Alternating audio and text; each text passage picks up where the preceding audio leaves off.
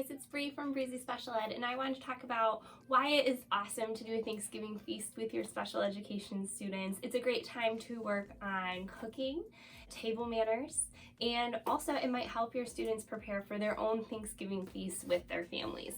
So I have created these visual recipes to help you create this Thanksgiving feast with your students, whether you might just have a microwave in your classroom or whether you have a full kitchen. So you can have like a stove and an oven and use those, or you can just have a microwave and a crock pot and you can do everything in those too.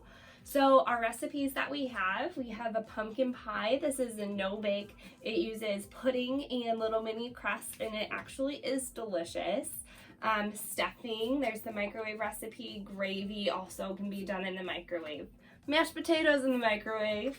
Green bean casserole in, you guess it, the microwave.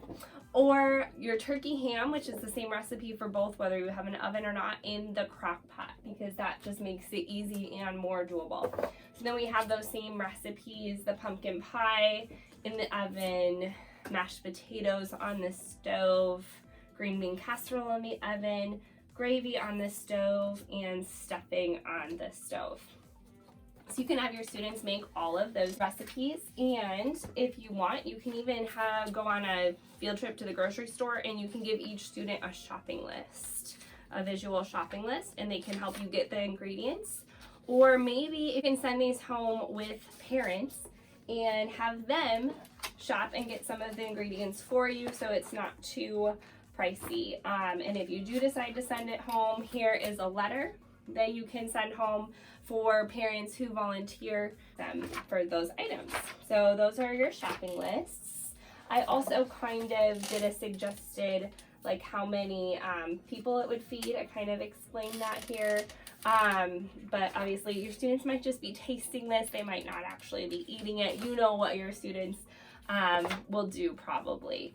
So you can decide there. And then with each recipe, we have a quiz to kind of make it more educational. So what did you make? Recipe review, ingredients you used, what color, how did it taste? So you have two levels. You have a visual one and a written one for each recipe. And then we also have a feast review that you can use during your Thanksgiving feast. So did you try the turkey, and then how did you taste? And then you can score them.